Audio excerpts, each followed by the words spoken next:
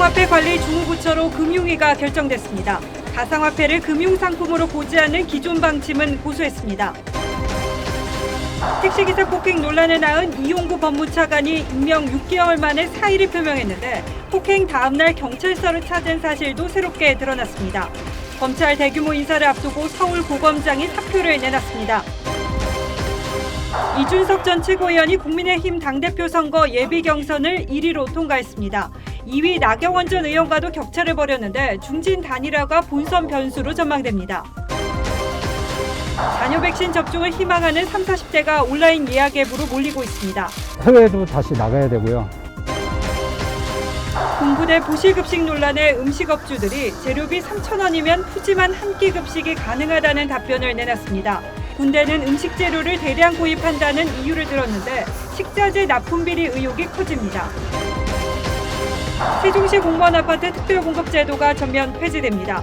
정부와 여당이 제2의 LH 사태로 번질까 불 끄기에 나섰지만 뒷북이라는 지적이 나옵니다. 삼성과 애플이 LG 스마트폰을 사용 중인 고객이 자사폰을 사면 15만 원을 보상하는 정책을 동시에 내놨습니다.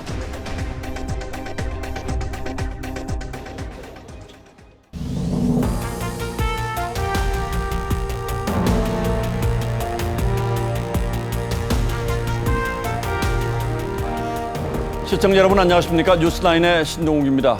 가상화폐 문제를 누가 다룰 것인가 주무부처조차 정하지 못했던 정부가 뒤늦게 대책을 내놨습니다. 일단 금융위가 관리 감독의 주무부처가 되기로 했습니다. 그리고 예정대로 내년부터는 수익에 대해서 세금도 매기기로 했습니다. 하지만 가상화폐 성격에 대해서는 기존의 입장, 즉 화폐나 금융상품으로 볼 수 없다는 입장을 유지했습니다. 오늘은 이정현 기자가 먼저 보도하겠습니다. 국민들이 많이 투자한다고 관심 갖고 보호해야 된다 이런 거는 저는 생각이 않습니다. 광풍이란 우려까지 자아낸 가상화폐 거래에 무대응으로 일관했던 정부가 태도를 바꿨습니다. 가상화폐가 금융상품은 아니라는 기조는 유지하면서도 투자자 보호를 위한 주무부처를 금융위원회로 정했습니다. 정부는 실명계좌 인증을 받은 거래소엔 자금 세탁과 횡령, 해킹의 방제 의무 등을 지을 예정입니다. 또 9월까지 범정부 차원에서 거래소 해킹과 개인정보 피싱, 유사수신 행위 등을 특별 단속합니다.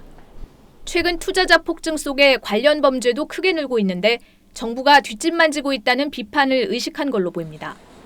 여당은 가상화폐 투자자의 절반 이상을 차지하는 2030 세대 이반을 막기 위해 관련 법안을 잇따라 발의하며 정부를 압박해왔습니다. 대선 주자로 거론되는 이낙연 전 대표도 오늘 가상화폐 거래소를 제도권으로 끌어들여 단속하고 관리하는 게 바람직하다고 언급했습니다. 큰 시장이 돼버렸는데 정부가 손을 놓고 있는 이 긴 시간 동안 피해자들이 굉장히 늘어난. 정부는 가상화폐로 얻은 소득엔 예정대로 내년부터 세금을 매깁니다. 다만 금융상품이 아니라 미술품과 같은 자산으로 취급해 20% 세율을 적용한다는 방침입니다. TV조선 이정현입니다. 지금이라도 정부가 나섰다는 건 다행으로 볼 수 있습니다. 하지만 전문가들은 반쪽 대책이라며 아쉽다는 반응을 보였습니다. 가상화폐를 제도권 안으로 끌어들이겠다는 뜻인지 아니면 소비자 피해 방지 정도로만 관리하겠다는 것인지 정부의 의지는 분명치 않습니다. 시장의 반응도 여전히 반신반의하는 분위기입니다. 이어서 이태영 기자가 보도합니다. 상장 직후 수천 배 급등해 시세 조정이 의심되는 김치코인. 거래소를 사칭해 투자자들의 개인 정보로 돈을 빼내간 스미싱. 코인은 주소랑 너무 유사하게 옵니다. 다른 주소라고 생각을 하지는 않잖아요. 그래서 무심결에 그렇게 그 주소를 누르게 되는 거죠. 그야말로 무법지대였던 가상화폐 시장을 정부가 관리 감독하겠다고 나선 데 대해 시장은 우선 환영했습니다. 하지만 여전히 가상화폐를 금융상품으로 인정하지 않은 것은 모순이라는 지적이 나옵니다. 금융상품이 아니라고 그러고 금융위가 주관을 하잖아요. 책임은 안 지고 관리는 해야 되겠고 지금 그 애매한 스탠스를. 이 때문에 시세를 조작하거나 먼저 매입하고 유튜브 방송 등을 통해 가격을 띄우는 선행매매 등 시장 교란 행위를 막기에는 역부족일 거란 관측이 많습니다. 시장을 위축시킬 수 있다는 이유로 상장 심사를 여전히 민간에 맡기는 쪽으로 가닥을 잡은 것도 아쉽다는 반응입니다. 피해자가 많이 나오는 것이 사기 코인들이 한탕하려고 하는 코인들이 거래소가 짜고 상장을 해서 투자자를 해놓고 해서. 거래소를 감독하겠다면서도 여전히 가상화폐를 금융으로 인정하지 않은 이중적 태도 때문인지 시장은 관망세 속에 가상화폐 시세는 큰 변화를 보이지 않았습니다. TV조선 이태용입니다. 관세평가분류원 유령청사 문제로 특혜 논란이 일었던 세종시 공무원 아파트 특별공급이 11년 만에 사라지게 됐습니다. 세종으로 가지도 않은 공무원들이 아파트를 분양받은 뒤에 거주하지도 않고 차익을 거둔 데 따른 국민적인 공분이 일자 결국 정부가 이 제도를 폐기하기로 한 겁니다. 이에 따라 당장 다음 달부터 이전이 시작되는 중소벤처기업부를 포함해 향후 세종시 이전을 추진 중인 기관의 직원들은 특별공급을 받을 수 없게 됐습니다. 조정린 기자가 보도합니다. 민주당과 정부 청와대가 세종시 공무원 아파트 특별공급제도를 전면 폐지하기로 결정했습니다. LH 사태에 이어 최근 관세평가분류원의 유령청사 논란까지 불거지면서 여론이 악화되자 서둘러 특단의 조치를 취한 겁니다. 특별공급이 오히려 특혜가 되고 있다. 또 이를 악용하는 사례까지 있다는 국민적 질책을 따뜻히 받아들이겠습니다. 제도 폐지와 별개로 공무원 특공에 대한 전수조사를 실시해 필요할 경우 시세 차익을 환수하는 방안도 검토 중입니다. 이번 사태를 촉발한 관평원 사태에 대해서도 위법 사례가 발견되는 경우 수사를 의뢰하는 등 엄정한 조치를 2010년 공무원 주거 안정을 위해 도입된 이후 세종시 공급 아파트 가운데 약 26%가 특공으로 채워졌습니다. 하지만 11년 만에 제도가 폐지되면서 현재 특공이 진행 중인 행정안전부와 과학기술정보통신부 등의 기관도 곧바로 특공 자격이 상실됩니다. 당장 다음 달부터 직원 500명의 세종 이전이 시작되는 중소벤처기업부도 혜택을 받을 수 없게 됐습니다. 공무원들이 이주하기 전에 전월세를 구하기 때문에 전월세 가격이나 매매 가격에 변동이 올 수 있습니다. 국민의힘과 정의당은 제도 폐지로만 해결될 문제가 아니라며 국정조사를 거듭 주장했습니다. TV조선 조정린입니다. 세종시 공무원을 위한 아파트 특별공급 폐지 방침에 지역 주민들은 내 집 마련의 문이 조금은 넓어질 거란 기대감을 보였습니다. 과도한 특공 혜택을 누릴 공무원은 이미 다 누린 뒤여서 별 의미 없다는 지적도 있었습니다. 세종시 주민들의 반응은 지선호 기자가 들어봤습니다. 지난 2월 분양을 마친 세종시의 한 아파트 공사 현장. 전용 84제곱미터형의 분양가는 4억 5천만 원으로 길 건너 아파트의 반값 수준입니다. 770세대 중 공무원 특별 공급이 308세대로 절반에 육박하는데 경쟁률은 5.8대 1로 221대 1을 기록한 일반 분양보다 훨씬 낮습니다. 여기는 공무원들이 이전하기 때문에 그분들이 너무 많아요. 그걸 좀 줄여야 된다는 목소리가 많긴 하죠. 그래서 무주택자 등 주민들은 공무원 특공 폐지 결정으로 내 집 마련 기회가 넓어졌다며 환영의 분위기를 보였고 일반 시민들도 잘된 일이라는 반응이었습니다. 오시는 분들이 전부 다 원거리에 있다고 그 사람들만 차별해서 주는 거는 불공정하다. 공무원들은 여론에 떠밀리듯 특공을 폐지하는 정부 대처에 불만을 표시했습니다. 여기에 내려와라고 해서 정착을 하고 특별 공급을 왜 받았는데 그걸 안 팔았냐라는 게 그게 죄가 아니죠. 중앙부처 이전이 대부분 마무리돼 특공 혜택을 받을 공무원은 이미 거의 다 받았다는 지적도 적지 않습니다. 한편에선 특공 폐지로 공무원들이 세종행을 꺼려하면서 국회 등 새로운 기관의 세종시 이전에 차질을 빚지 않을까 하는 우려도 나왔습니다. TV조선 지선호입니다. 택시기사 폭행 문제로 논란을 빚고 검찰 수사까지 받았던 이용구 법무부 차관이 결국 물러났습니다. 취임 6개월 만입니다. 최근 들어 그동안 알려지지 않았던 사실들이 속속 확인되고 있어서 현직을 유지한 채 더 이상 버티기 어렵다고 판단하는 것으로 보입니다. 곧 기소될 거란 전망도 있습니다. 사퇴 배경 그리고 이 차관을 둘러싼 새로운 의혹들을 권영석 기자가 정리했습니다. 이용구 법무부 차관은 오늘 출근하지 않고 문자로 사퇴 의견을 밝혔습니다. 법무, 검찰 모두 새로운 혁신과 도약이 절실한 때고 이를 위해 새로운 일꾼이 필요하다고 했습니다. 법무부와 검찰 인사를 앞두고 박범계 장관의 부담을 덜어주기 위해 사퇴한 것으로 풀이됩니다. 이 차관은 일주일 전 검찰 소환 조사를 받은 만큼 기소 전에 사퇴한 것이란 분석도 나왔습니다. 판사 출신인 이 차관은 취임 직후부터 택시기사 폭행 사건을 둘러싼 의혹으로 물의를 빚었습니다. 당시 택시가 운행 중이었다는 사실이 속속 드러났고 이용구 차관이 누군지 몰랐다는 경찰의 해명이 거짓으로 밝혀지면서 봐주기 수사 의혹은 한층 짙어졌습니다. 그 과정에서 이 차관이 택시기사에게 증거인멸을 교사했다는 의혹과 외압을 행사한 것 아니냐는 의혹도 일었습니다. 이런 가운데 이 차관이 택시기사 폭행 사건 다음 날 서초경찰서에 찾아갔던 사실도 뒤늦게 확인됐습니다. 경찰 관계자는 다만 이 차관이 유실물만 가지고 갔고 수사라인과의 별도 접촉은 전혀 없었다고 했습니다. TV조선 권영석입니다. 자, 이제 관심은 물러나는 이용구 차관이 과연 기소가 될지, 그리고 언제쯤 재판에 넘겨진다면 어떤 혐의가 적용될지에 쏠리고 있습니다. 검찰은 시동이 걸려있는 차 안에서 택시기사를 폭행한 것으로 보고 일반 폭행보다 더 무거운 처벌을 요구할 것으로 보입니다. 백연상 기자가 취재했습니다. 지난해 11월 술에 취한 채 택시 운전기사의 멱살을 잡은 혐의로 검찰 수사를 받고 있는 이용구 차관. 검찰과 경찰의 조사 결과 당시 이 차관이 타고 있던 택시가 운행 중이었다는 정황이 드러났습니다. 이 때문에 특가법을 적용해 기소할 방침을 세운 것으로 알려졌습니다. 헌법재판소와 대법원도 잠시 멈춰있는 차량의 기사가 폭행당하면 큰 사고로 이어질 수 있기 때문에 특가법을 적용하고 있습니다. 검찰과 경찰은 이 차관의 수사 무마 의혹도 함께 수사 중입니다. 당시 서초경찰서 수사라인은 이 차관이 유력 인사임을 알고 있었지만 변호사인 줄로만 알았다고 거짓말을 한 사실이 밝혀졌습니다. 또 사건 당일 경찰이 출동하자 이 차관은 어딘가에 전화를 하는 장면도 포착됐습니다.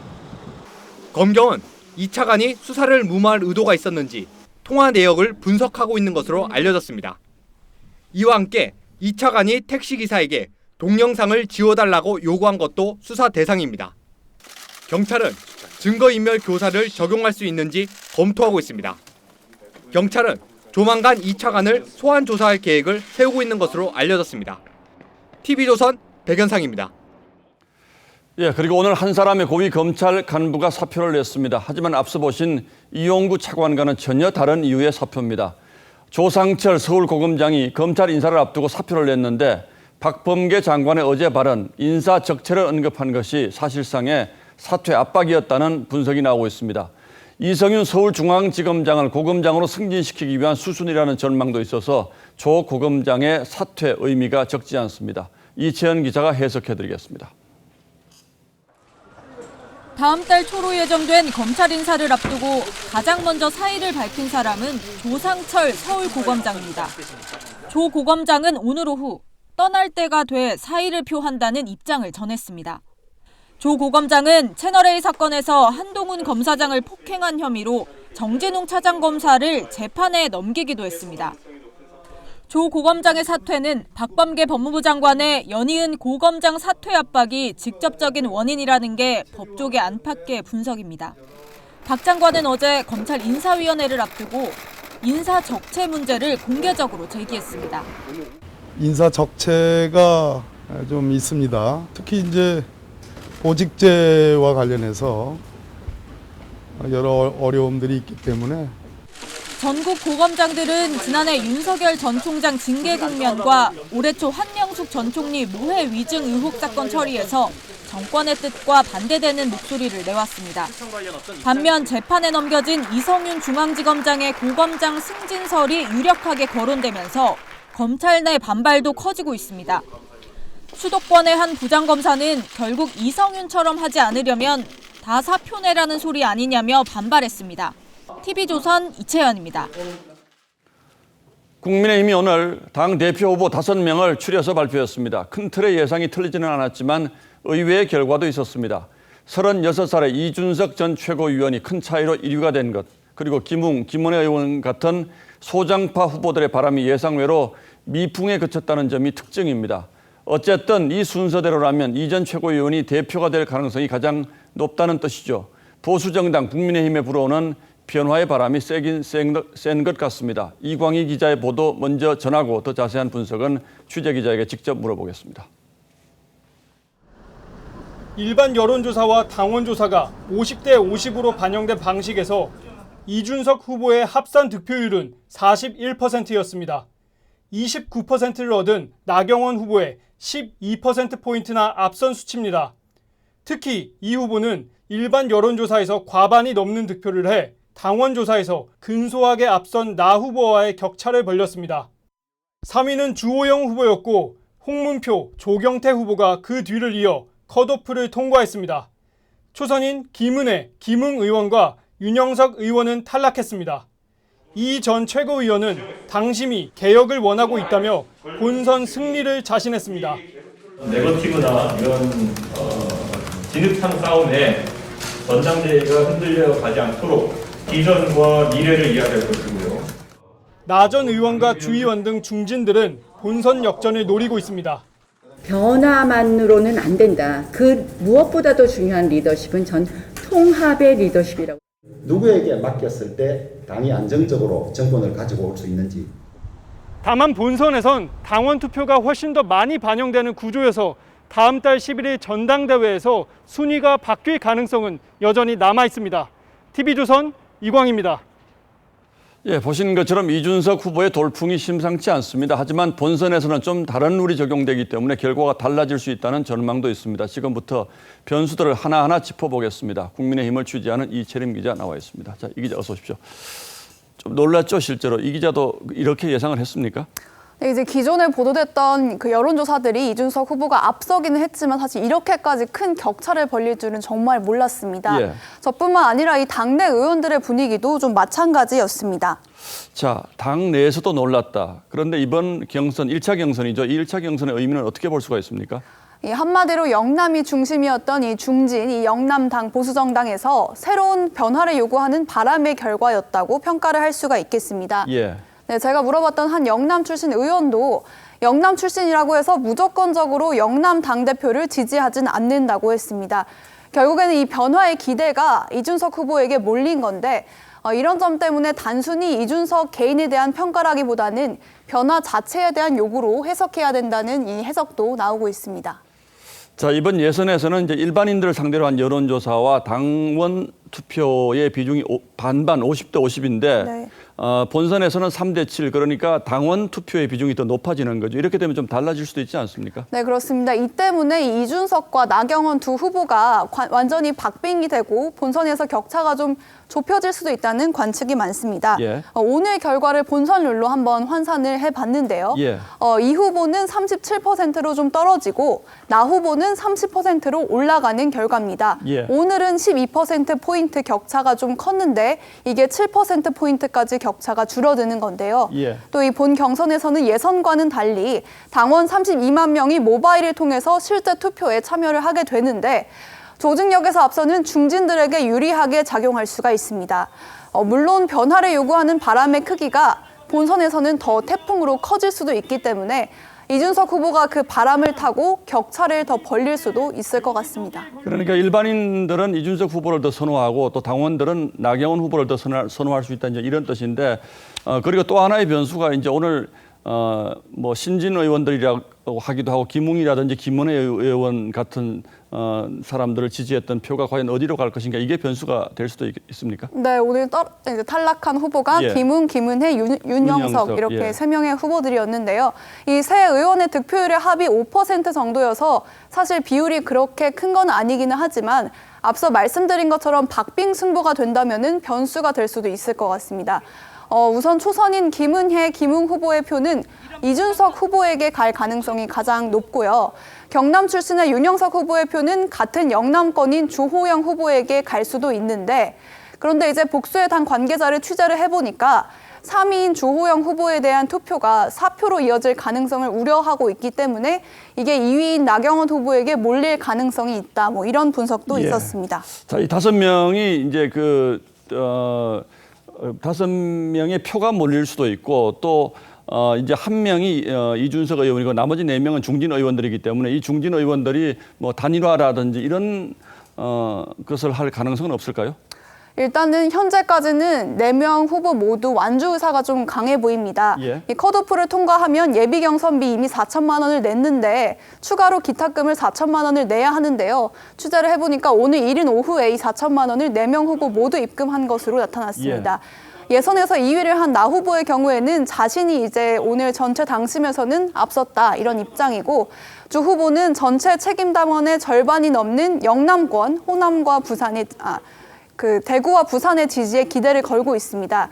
그런 만큼 두 사람 간의 단일화가 쉽지만은 않은 상황입니다. 또 이 단일화를 위한 명분도 필요한데 이것도 문제인데요. 30대 청년 후보 한 명을 잡자고 4선, 5선 중진들끼리 단일화에 나설 경우 민심도 당심도 모두 잃을 수 있다는 우려도 나오고 있습니다. 오늘 당의 심장인 대구를 찾은 이준석 후보는 영선을 이겨보겠다고 합하면 20선 선배들이 단일화를 하겠다고 나선다면은 이 단일화를 하더라도 개의치 않는다면서 자신만만한 태도를 보였습니다. 예, 자신 있다는 얘기군요. 자, 전당대회 언제죠? 네, 다음 달 11일입니다. 예, 이 열흘 사이에 또 어떤 변화가 있을지 좀 지켜보죠. 예, 이철임 기자 잘 들었습니다.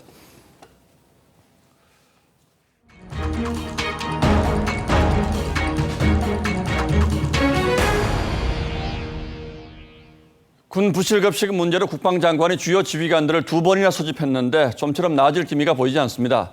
이번에는 16명에게 3명분의 반찬을 나눠 먹으라고 했다는 폭로가 나왔는데 군도 사실로 인정했습니다. 우리 장병들에게 제공되는 한 끼 식사의 평균 단가는 2,930원입니다. 이 정도로 충분할지는 감이 잘 안 오실 겁니다. 그래서 저희 취재진이 서울 시내 음식점들을 찾아서 이 정도 재료비면 어떤 수준의 밥상을 차릴 수 있는지 직접 물어봤습니다. 구민성 기자가 다녀왔습니다. 경기도 최전방 육군부대 병사가 최근 SNS에 올린 사진입니다. 2, 3인분밖에 안 돼 보이는 삼겹살을 16명이 나눠 먹어야 했다고 썼습니다. 언론 보도 반나절 만에 군 당국도 배식 과정에 문제가 있었다고 인정했습니다. 현재 군이 병사 한 명의 한 끼 급식에 책정한 예산은 2,930원입니다. 요식업계 종사자들은 군대에는 인건비와 세금, 임대료가 없기 때문에 이 금액으로도 충분히 훌륭한 식사를 만들 수 있다고 입을 모읍니다. 고등어 조림과 한우 된장찌개가 포함된 이 식단의 재료값은 약 3,500원입니다. 군에서처럼 재료를 대량으로 구매할 경우 재료값은 더욱 낮아집니다. 거기서 3,000원이라는 금액도 충분히 이 좋은 식단을 만들 수 있고 골고루 된 그 식단이 충분히 나올 수 있는데 그러니까 너무 속상해요. 전문 조리사라면 같은 양의 재료로도 더 많은 사람을 먹일 수 있다며 일반 사병이 조리하는 현재 시스템을 개선해야 한다는 목소리도 있습니다. 재료 한 가지를 가지고도 2가지, 3가지를 만들 수 있는데 무엇보다 내 자식에게 먹이는 것처럼 지휘관이 관심을 가져야 한다는 지적도 나옵니다. 기본적으로는 지휘관심이죠. 구조적 문제가 발생되는 부대에 대해서 적절한 조치. TV조선 구민성입니다. 예, 다 아시겠습니다만 일단 군에서는 임대료, 인건비 그리고 기타 비용, 물값, 전기값 이런 게 들지 않죠. 즉 2,930원은 순수한 재료비로 보시면 되겠습니다. 그래서 국방부도 대도시의 보통 식당과 비교하자면 9,000원대의 식단을 내놓을 수 있다고 자체적으로 판단하고 있습니다. 그래서 이 돈이 어디로 새지 않았는지 군 당국이 납품비리 조사에 착수했습니다. 윤동빈 기자입니다. 육군 육군단 2만여 장병의 식자재를 책임지는 제7급양대. 총 52개 예하부대에 매달 뿌려지는 닭고기 양만 43톤, 소고기는 22톤에 달합니다. 4시에 출근해서 냉장 및 냉동, 온도 유지를 위해서 장비 및 시설 관리를 실시했고 전국의 총 13개 육해공군 급양대는 매년 조달청이 정한 납품 단가로 식재료를 대량 구입해 장병 수대로 예하부대에 나눠줍니다. 대규모로 구매하다 보니 납품 가격을 낮출 수 있고 가공되지 않은 식재료를 사와서 장병들이 손질하기 때문에 닭고기는 시가의 70%, 배추는 시가의 80%로 납품받는 것으로 알려졌습니다. 실제 어제 민주당 송영길 대표가 찾은 군부대 급식에는 고기 반찬이 푸짐했습니다. 그러다 보니 예산 문제보다 식자재 구매, 분배 과정에 문제가 있는 것 아니냐는 지적이 나옵니다. 2015년엔 해군 준장, 재작년엔 육군 영관급 장교가 군납 비리로 구속되는 등 잊을만 하면 비리가 적발돼 왔습니다.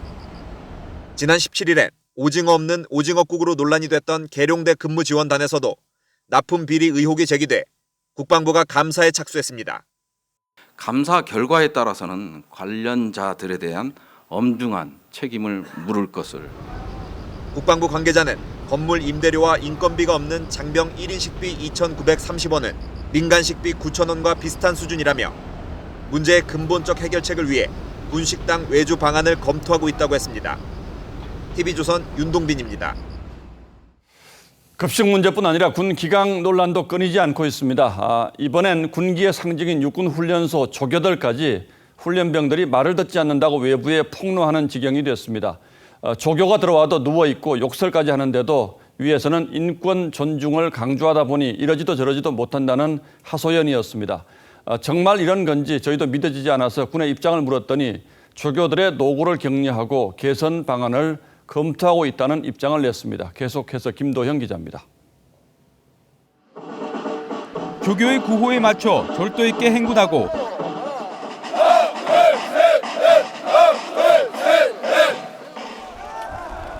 흙바닥을 포복하는 것도 마다하지 않는 훈련병들. 갓 입대한 훈련병들에게 빨간 모자를 쓴 조교들은 경외의 대상이었지만 최근엔 사정이 달라졌습니다. 한 조교는 SNS에 훈련병들이 이제는 일과 시간에 조교가 생활관에 들어오든 말든 누워있다며 조교가 앞에 있어도 소리를 지르고 욕설을 일삼는 훈련병이 태반이라고 적었습니다. 군이 조교들 인권은 조금도 신경 써주지 않으면서 훈련병들 눈치 보기 바쁜 곳이 됐다고도 한탄했습니다. 최근 군 부실급식 폭로로 여론의 질타를 받는 군 지휘부가 제대로 된 군인을 만들기보다 훈련병들의 비위를 맞추다 보니 나타난 현상이란 분석이 나옵니다. 입대한 장병들에 대해서 제대로 그 기초를 잡아주지 못하면 당나라 군대가 바로 그런 식으로 되는 거죠. 육군훈련소는 조교의 제보와 관련해 의견을 수렴하고 개선안을 설명했다고 밝혔습니다. TV조선 김도영입니다. 코로나 백신 접종 소식으로 이어갑니다. 오늘도 51만 명이 넘게 접종하면서 접종 시작 91일 만에 국민 10명 중에 1명이 백신을 맞은 것으로 파악됐습니다. 자녀 백신 접종을 희망하는 30, 40대들은 온라인 예약으로 몰렸는데요. 어제에 이어 오늘도 예약을 하기는 하늘의 별따기였습니다. 이렇듯 백신 불신 우려는 사그라든 모습인데 그 이유를 박상준 기자가 취재했습니다. 경기도 파주에 사는 40대 양정묵 씨. 어제에 이어 오늘도 카카오 앱으로 자녀 백신 예약을 시도했습니다. 하지만 자녀 백신이 있다는 병의원을 찾을 수 없었습니다. 결국 집 근처 병의원 5곳에 알람 신청을 해놨지만 이 역시 연락이 온 곳은 없었습니다. 해외도 다시 나가야 되고요. 풀리면 마스크도 벗을 수 있다고 하니까 그래서 맞을 생각입니다. 어제 첫날 네이버나 카카오 앱으로 자녀 백신을 예약해 접종한 사람은 4,200여 명. 위탁 의료기관은 12,800곳에 이르지만 기존 예비명단 등록자들부터 접종하느라 상당수가 앱에 등록하지 않은 겁니다. 서울의 이 의료기관의 경우 예비명단 등록자만 100명이 넘습니다. 보통 나이대는 좀 어떠세요? 주로 30, 40대 젊은 층에서 자녀 백신 접종을 희망하는 것은 야외 노마스크 등 정부 유인책도 영향을 미친 것으로 보입니다. 정부는 지난 1월부터 4월까지 전국 16개 시도 2,200여 명을 조사한 결과 항체 형성률이 0.27%에 불과했다며 예방접종과 방역수칙 준수가 중요하다고 강조했습니다. TV조선 박상윤입니다. 네, 보셨듯 백신 접종률을 높이려는 유인책이 먹혀드는 상황인데 미국에서는 백신을 맞고 백만장자가 된 시민이 탄생했습니다. 백신 복권 당첨자인데요. 미국은 이뿐 아니라 장학금과 NBA 플레이오프 티켓까지 백신 접종 상품으로 내걸었습니다. 오늘은 백신 접종률을 높이기 위해서 각국이 내놓은 유인책에 포커스를 맞췄습니다. 미국 오하이오주 코로나 백신 접종자를 대상으로 한 복권. 첫 당첨자가 발표됩니다. First winner, Abigail Bugensky from Silverton. Congratulations! 당첨금 100만 달러. 우리 돈 11억 원의 주인공은 대학을 갓 졸업한 22살의 항공 엔지니어. Completely surprised when I got the call, and I still can't believe it. It was a crazy night. 대학 4년, 전액 장학금과 생활비 지원의 행운은 14살 소년에게 돌아갔죠. I was pretty blown away with it, but yeah, really happy about it. 오하이오주 외에도 메릴랜드, 오리건, 뉴욕주 등이 복권을 내걸고 백신 접종을 유도하고 있습니다. How about a chance to win $1 million? Take your shot, Oregon. Roll up your sleeves and get a chance to change your life. 스포츠에 열광하는 미국인들에게 메이저리그 입장권이나 If you get a vaccine, you get a free ticket to a Yankees or a Mets game. 미 프로농구 플레이오프 입장권을 내걸기도 합니다. Go, get vaccinated, enter the lottery. You have a chance at playoff tickets. 백신 인센티브는 실제로 접종률 상승으로 나타나고 있습니다. 이달 초 백신 접종률이 전주 대비 25%나 감소했던 오하이오주에서는 지난 12일 백신 복권 시행 발표 이후 접종률이 33%나 상승했죠. We see an increase in every region, in virtually every county. 각종 혜택을 지급하는 건 미국뿐 아닙니다. 세르비아는 $30 상당의 현금을 백신 접종자에게 지급하기로 했고 Smatram da to stimulativan, dobar gest da svi koji treba da se vakcinišu. 태국 치앙마이에선 매주 추첨을 통해 소 한 마리, 중국에선 지역별로 달걀 2판, 상품권, 밀가루 등을 경품으로 내걸었죠. 세계 각국이 백신 접종률을 올려 집단 면역을 달성하기 위한 각양각색의 유인책을 내놓고 있습니다. 뉴스9 포커스였습니다. 포털 사이트 네이버에서 근무하던 직원이 극단적 선택을 했습니다. 네이버 노조는 이 고인이 업무 스트레스 외에도 직장 내 괴롭힘을 겪은 것으로 파악된다는 입장문을 내놔서 경찰이 조사에 나섰습니다. 구자연 기자가 보도합니다. 네이버 직원 A씨는 지난 25일 오후 1시쯤 성남 분당구의 주거지 근처에서 쓰러진 채 발견됐습니다. 아파트 경비원 신고로 A씨는 병원으로 옮겨졌지만 결국 숨졌습니다. 현장에서는 A씨가 남긴 것으로 추정되는 메모가 발견됐는데 업무 부담을 호소하는 내용이 담겼습니다. 메모 형식으로 정리된 걸 보니까 업무상 스트레스 호소하는 정황이 보여서 경찰은 조사 과정에서 고인이 업무상 스트레스를 받은 정황을 발견하고 동료들을 상대로 직장 내 괴롭힘이 있었는지 여부를 조사하고 있습니다. A씨의 극단적 선택 소식이 전해진 직후 긴급회의를 소집한 네이버 노동조합 공동성명은 고인이 생전에 과중한 업무 스트레스와 위계에 의한 괴롭힘을 겪은 것으로 파악됐고 사실로 밝혀질 경우 명백한 업무상 재해라는 입장을 내놨습니다. 한성숙 네이버 대표는 임직원들에게 이메일을 보내 경찰 조사와는 별개로 외부 기관을 통한 객관적인 조사를 받겠다는 뜻을 밝혔습니다. TV조선 구자영입니다.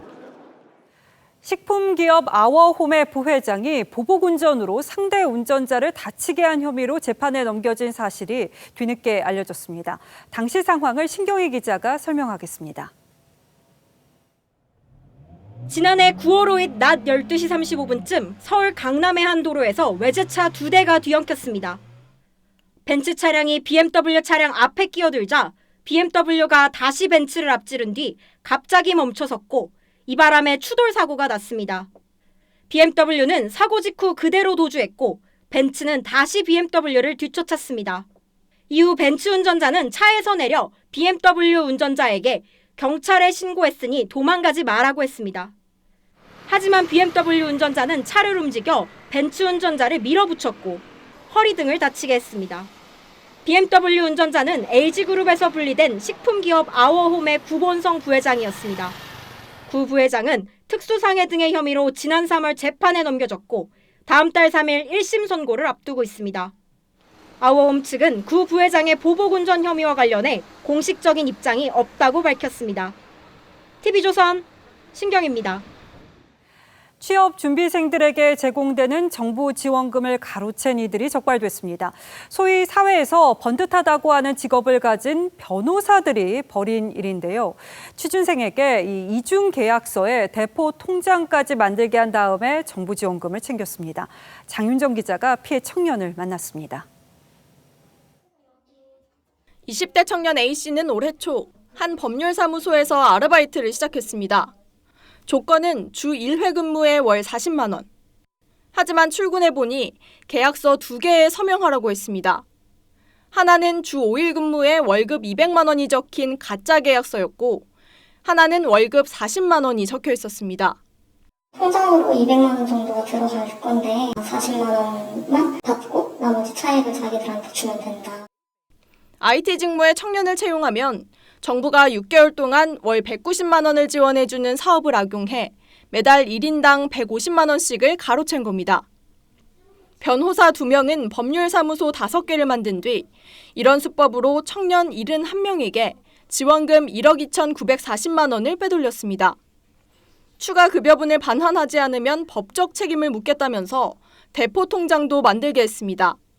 피해 청년들은 배신감을 토로했습니다.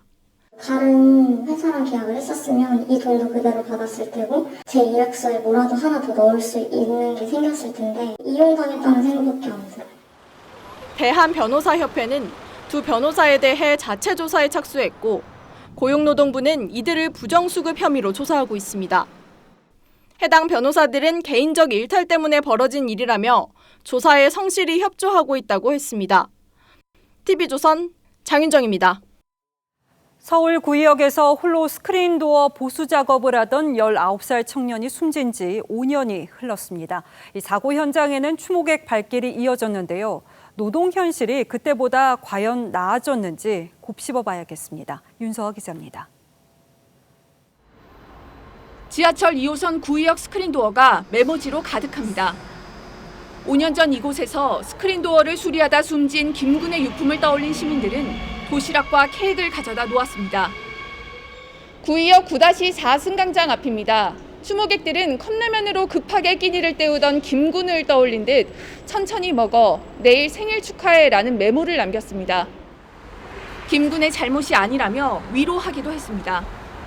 추모객 가운데선 지난달 평택항 부두에서 숨진 일용직 노동자 대학생 고 이선호 씨를 떠올리며 위험한 일을 하청업체 노동자들에게 떠넘기는 위험의 외주화로부터 막아야 한다는 지적도 나왔습니다.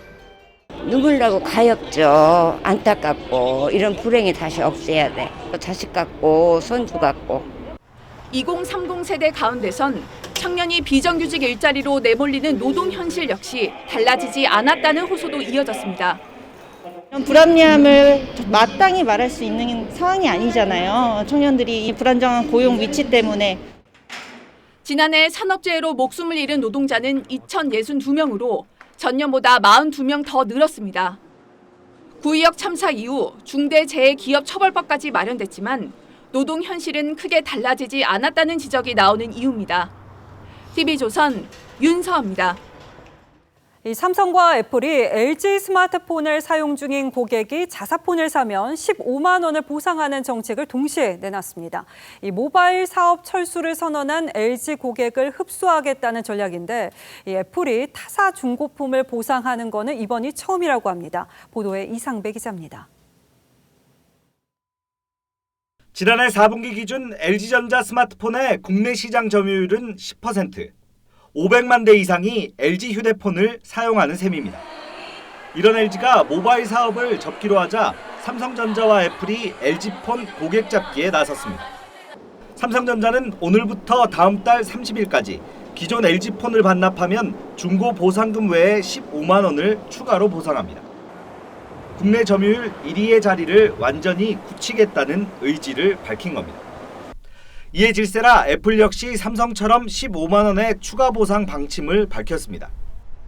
특히 할인이 없었던 애플의 중고 보상 정책은 한국에서만 실시하는 것으로 타사 모델을 대상으로 한 중고 보상 정책은 이번이 처음입니다.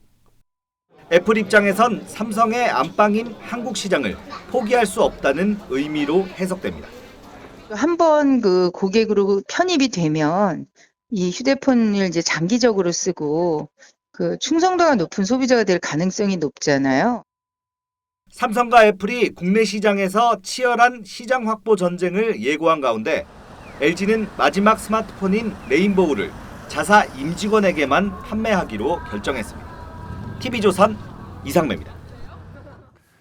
서울중앙지검이 최재형 감사원장에 대한 수사에 착수한 것으로 확인됐습니다. 지난해 11월 탈원전 시민단체들이 최 원장을 직권남용 혐의로 고발한 사건과 관련해서 검찰이 조모 전 한수원 이사를 참고인 신분으로 조사했는데 조 전 이사를 상대로 감사원에 강압 조사로 허위 진술을 한 것은 아닌지 세세하게 캐물었다고 합니다. 더 자세한 내용은 주원진 기자가 보도합니다. 서울중앙지검은 조모 전 한수원 이사를 지난달 말과 이번 달 초 2차례 전화조사했습니다. 조 전 이사는 지난 2018년 한수원 이사회가 월성 1호기 조기 폐쇄를 의결하는 과정에서 유일하게 반대표를 던졌습니다. 검찰은 조 전 이사에게 월성 1호기 조기 폐쇄 관련 조사를 받는 과정에서 감사원 직원들에게 강압 조사를 받은 것이 있느냐고 캐물었습니다. 또 감사원에 월성 1호기 조기 폐쇄 관련 경제성 평가 자료에 문제가 있는 것 아니냐고도 물었습니다. 조 전 이사는 조사에서 감사원 조사 과정은 아무 문제가 없었고 당시 녹화된 영상을 보면 될 것이라고 말했습니다. 이에 대해 중앙지검 관계자는 고발장 접수 후 절차에 따라 확인 조사를 한 것이라고 설명했습니다. 지난해 11월 환경단체는 최재형 감사원장이 원전 정책 반대를 위해 무리한 감사를 진행했다며 직권남용으로 고발했습니다. 이와 관련해 법조계에서는 경제성 조작 등으로 원전 조기 폐쇄에 관여한 정부 관계자들의 기소는 미루면서 문제를 지적한 감사원장을 수사하는 것은 넌센스라는 지적이 나왔습니다. TV조선 주원진입니다. 조국 전 장관이 다음 달 1일 회고록을 출간한다는 소식을 어제 전해드렸는데 하루 만에 친문 지지층이 들썩이고 있습니다. 지지자들 사이에서 책 구매 인정이 있다는가 하면 여권의 대선 주자들도 조 전 장관을 위로하는 메시지를 내고 있습니다. 한동안 움츠려 있던 친문 지지층이 조 전 장관 책 출간을 계기로 결집하는 모양새여서 여권에서도 조 전 장관의 행보에 주목하고 있습니다. 최지원 기자가 취재했습니다. 친문 지지자들이 활동하는 한 온라인 커뮤니티입니다. 조국 전 법무부 장관의 책 구매를 인증하는 사진과 함께 힘내라 조국, 읽으면 울지 모르겠다, 나의 대통령 등의 글이 300여 건 올라왔습니다. 논문 제일 저자와 인턴 문제 등을 언급하며 조국 사태를 우회적으로 비판했던 이낙연 전 대표는 하루 만에 태도를 바꿨고, 이 부분은 이른바 이제 조국 사태를 우회적으로 비판하는 그런 것이 아니죠. 조국 장관이 등장하기 훨씬 전 이명박 정부 시대에 도입된 제도의 잘못을 지적한 것이죠. 정세균 전 국무총리는 자식을 둔 아버지로, 아내를 둔 남편으로 가슴이 아린다며 조국의 시간이 법의 이름으로 당당하게 진실이 밝혀지길 기원한다고 했습니다. 조 전 장관의 책은 예약 판매 첫날 인터넷 서점 베스트셀러 1위에 올랐습니다. 하지만 조국 사태가 지난 재보궐선거 참패의 주요 원인으로 꼽혔던 만큼 여권으로선 조 전 장관이 다시 주목받는 게 부담이 될 거란 분석도 있습니다. 조국 흑서 공동저자인 권경애 변호사는 뭐라고 혹세무민하는지 파악하려는 사람도 책을 살 것이라며 민주당 대선은 이 책으로 물 건너 간 듯하다고 했습니다. TV조선 최재원입니다. 웹툰 신과 함께로 잘 알려진 주호민 작가가 이 미술계의 원로인 아버지와 2인전을 열었습니다. 미술과 만화로 이 다른 듯 닮은 작업을 하는 두 사람을 임서인 기자가 만났습니다. 아이스크림 모형을 활용한 호민과 만화적 기법으로 표현한 재환의 조상이 나란히 걸렸습니다. 아들과 아버지가 서로를 그린 겁니다. 모든 음료수를 종류별로 하나씩 사오라고 하셨어요. 그래서 이제 사와가지고 동생하고 저하고 다 마시고 빈 깡통, 빈 유리병 이런 것들을 이제 걸고. 이 친구 보고 이제 누워 있으라고 그래가지고 신체 스케치 해가지고 거기다가 쇼핑백을 이렇게 배치한다던가. 주호민 작가의 만화에는 먹고 사는 문제, 무속신화 등 아버지의 관심사가 녹아 있습니다. 하강하는 오줌줄기를 통해 사회의 권력과 위계 질서를 풍자한 주재환 작가의 대표작, 계단을 내려오는 봄비입니다. 아들은 아버지의 대표작을 반대의 의미로 표현했습니다. 오줌줄기가 막 내려오는데 거기서 사람들이 이제 서로 끌어주고 이렇게 밀어주고 그러면서 이렇게 올라가는. 작품을 통해 우리 사회의 이야기를 전해온 아버지와 아들. 세상사가 여러 가지 일들이 일어나잖아요. 거기서 찔리는 게 있어요, 이렇게. 그런 것이 이제 마음속에 이제 자리 잡으면 그것이 작품으로 표출. 어떠한 이슈들이 사람들에게서 이제 회자되고 있는지 그런 거에 이제 촉각을 세우고 있고 거기에 나는 이렇게 생각한다라고 이제 반응을 하는 게 이제 작품이라고 생각합니다. 미술과 만화로 표현의 수단은 다르지만 아들이 아버지를 이어가고 있습니다. TV조선 임서윤입니다.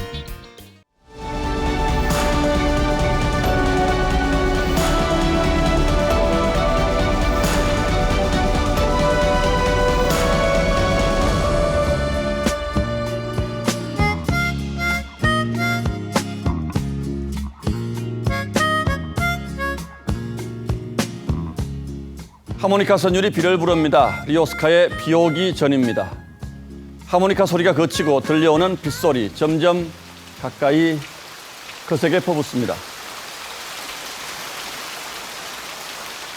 이 빗소리를 들을 때마다 저는 흙냄새가 떠오릅니다. 어릴 적 먹구름이 하늘을 가려 어둑해진 한낮 운동장 저 끝에서부터 비가 교실을 향해 달려옵니다. 모래흙을 진한 갈색으로 덧칠하면서 운동장을 적셔오더니 코끝에 매캐한 흙냄새를 훅 끼얹었죠. 그렇듯 시인은 후각으로 5월의 비를 노래했습니다. 아카시아들이 언제 흰 두레방석을 깔았나. 어디서 물큰 개비린내가 난다. 비 맞은 아카시아 나무가 향기 알싸한 꽃비를 뿌려 하얀 방석으로 쌓였습니다. 개들이 빗속을 떠들며 풍기는 비릿한 냄새가 시골길 흙냄새와 섞여 더욱 짙어집니다. 반세기 뒤에 후배 시인은 백석의 비냄새를 5월 서울 거리로 옮겨왔습니다. 아카시아들이 포도 위에 샛노란 꽃방석을 깔았다. 아가씨들 품에 안긴 개들이 사뿐히 뛰어내린다. 시인들은 또 비를 귀로도 듣습니다. 누군가 나를 목 놓아 부르는 소리, 닭장 위에 울리는 곡괭이 소리입니다. 오늘 새벽 우레 소리 터뜨리며 쏟아진 폭우에 잠을 설친 분들이 많았을 듯합니다. 저도 어쩔 수 없이 잠이 깨서 창가에 퍼붓는 비를 한참 동안 바라봤습니다. 무언가에 얹힌 듯 답답하던 가슴이 장쾌한 빗소리, 우레소리에 씻기고 뚫리는 것 같았습니다. 그리고 또 어느 시인은 비를 촉각으로 노래했습니다. 하늘을 깨물었더니 비가 내리더라.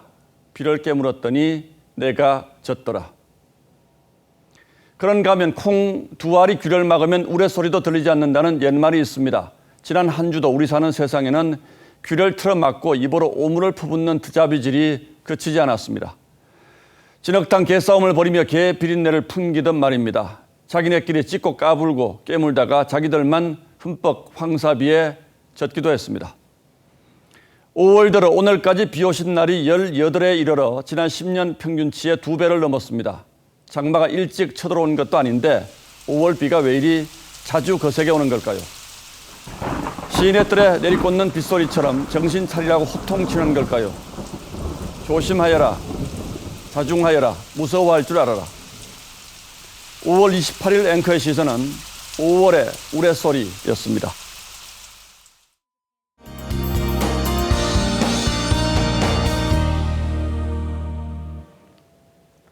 오늘 궂은 날씨에 많이 불편하셨죠? 중부 일부 지역에서는 저녁부터 다시 비가 시작됐는데요. 이 비는 밤사이 그치겠습니다. 이제 5월의 마지막 주말을 앞두고 있습니다. 역시 일부 지역에서는 비 소식이 있는데요. 그래도 활동하는 데 크게 불편할 정도는 아닙니다. 일단 내일은 경기 북부와 강원 영서 지역에 오후 동안 비가 조금 내리겠고요. 남부 지역에서는 맑은 하늘을 볼 수 있겠습니다. 일요일에는 전국적으로 봄 햇살이 가득하겠습니다. 다만 밤부터는 수도권과 충남 지역을 시작으로 월요일 아침까지 중부 지역을 중심으로 비가 내리겠습니다. 기온은 점차 보통 이맘때 수준을 회복하겠습니다. 내일 서울의 낮 기온은 22도까지 오르겠고요. 일요일에는 26도까지 오르면서 다소 덥게까지 느껴지겠습니다. 요즘 날씨가 계속 불안정한 상황인데요. 당분간 날씨 정보를 자주 확인하시는 게 좋겠습니다. 날씨였습니다. 예, 5월 28일 금요일 뉴스9는 여기서 모두 마치겠습니다. 시청해주신 여러분 고맙습니다.